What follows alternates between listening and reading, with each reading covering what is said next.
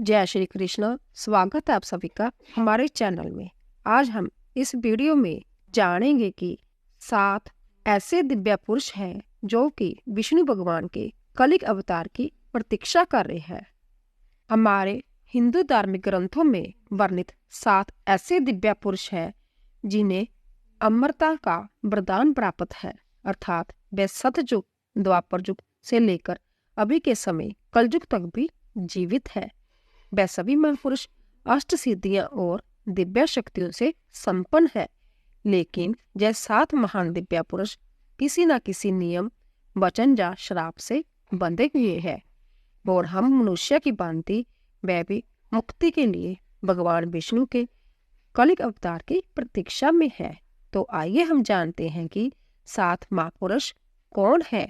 Number 1, भगवान परशुराम। इस कलयुग के चिरंजीवी महापुरुषों में भगवान परशुराम है, जो आज भी कहीं न कहीं इस कलयुग में जीवित है। परशुराम जी भगवान विष्णु के 6वें अवतार है। परशुराम जी चिरंजीवी होने के कारण रामायण और महाभारत काल में भी देखे गए थे और ऐसे भी एक मान्यता है कि परशुराम जी ने इस पृथ्वी लोक से 21 बार समस्त क्षत्रिय राजाओं का विनाश किया था। परशुराम जी पितामह भीष्म, कर्ण और गुरु द्रोणाचार्य के गुरु भी थे। पुरानी कथाओं के अनुसार भगवान कलिक के गुरु भी परशुराम जी ही होंगे, जो कि कहा जाता है कि आज भी महेंद्रगिरी पर्वत पर तपस्या में लीन होकर कलिक अवतार की प्रतीक्षा कर रहे हैं। नंबर 2 पर आते हैं हनुमान जी। इन सभी दिव्य पुरुषों में से एक है रुद्र अवतार राम भक्त हनुमान जी, जो त्रेता युग से इस धरती पर है और कलयुग के अंत तक प्रतीक्षा कर रहे हैं। हनुमान जी भगवान श्री राम के महान भक्त है। भगवान श्री राम के बाद अगर किसी का नाम अधिक स्मरण किया जाता है तो वह है हिंदू धर्म के सबसे ताकतवर और राम भक्ति में डूबे हुए हनुमान जी। रामायण काल में जन्मे हनुमान जी महाभारत काल में भी जीवित थे। यह तो हम सब जानते हैं कि हनुमान जी को माता सीता द्वारा चिरंजीवी होने का वरदान प्राप्त है और भगवान श्री राम द्वारा इस कलयुग के अंत तक धर्म एवं राम कथा का प्रचार करने का आशीर्वाद मिला है। तो शायद इसीलिए हनुमान जी के जीवित होने के प्रमाण आज भी कई जगहों पर मिलते हैं। इस कलयुग के अंत में जब भगवान कलिक इस पृथ्वी लोक पर अवतार लेंगे, तब एक समय ऐसा आएगा जब हनुमान जी को पुण्य भगवान कलिक के रूप में राम जी के दर्शन होंगे और तब श्री राम द्वारा दिए हुए वचनों का कार्यकाल भी समाप्त हो जाएगा और हनुमान जी जो भगवान शिव के रुद्र अवतार है, वह पुण्य शिव में समा जाएंगे। तीसरे चिरंजीवी दिव्य पुरुष है महर्षि वेद व्यास जी। महर्षि वेद व्यास जी ने ही चारों वेद, महाभारत, 18 पुराण और भगवत गीता की रचना की थी। महर्षि वेद व्यास जी ने कलिक अवतार के जन्म से पहले कलिक अवतार के बारे में ग्रंथों में लिख दिया था।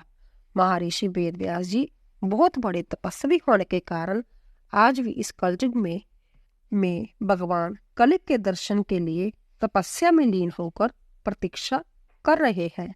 नंबर 4 पर आते हैं अश्वत्थामा। चौथे चिरंजीवी महापुरुष है अश्वत्थामा। अश्वत्थामा गुरु द्रोणाचार्य के पुत्र थे, जो आज भी इस पृथ्वी लोक पर मुक्ति के लिए भटक रहे हैं। जब महाभारत का युद्ध हुआ था, तब अश्वत्थामा ने कौरवों का साथ दिया था।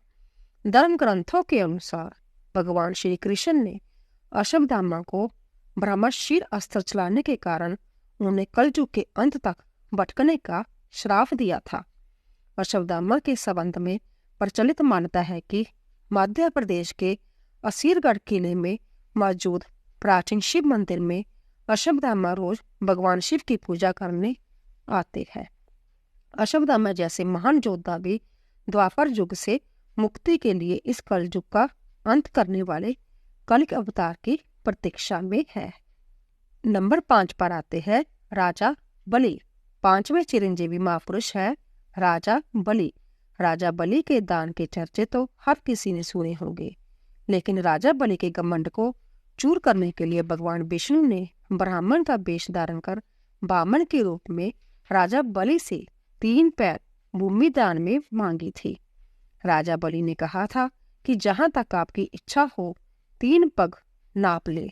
तब भगवान ने अपना विराट रूप धारण कर 2 पग में ही संपूर्ण सृष्टि नाप ली और तीसरा पग राजा बलि के सिर पर रखकर उन्हें पाताल लोक में भेज दिया और उन्होंने पाताल लोक का राजा बना दिया।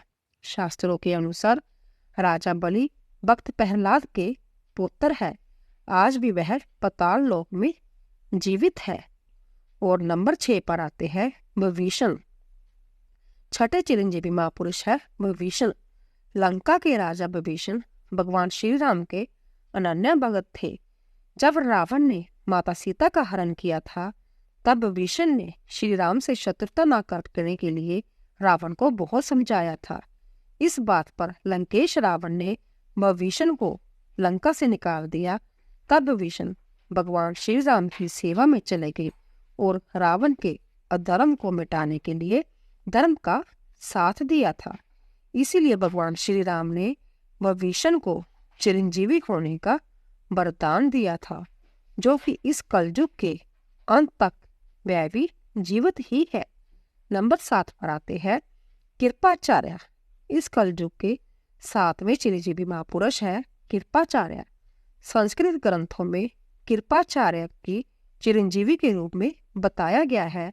कृपाचार्य अश्वत्थामा के मामा और पांडवों और कौरवों के युवा स्थिति में आचार्य थे। भागवत के अनुसार कृपाचार्य की गणना सप्त ऋषियों में की जाती है। वह उन महान 18 योद्धाओं में से एक है जो महाभारत युद्ध के समाप्त होने के बाद भी जीवित थे। तो दोस्तों, अगर आपको हमारी जानकारी पसंद आई हो तो प्लीज़ सब्सक्राइब कीजिए, लाइक कीजिए और शेयर कीजिए। आप सभी का धन्यवाद।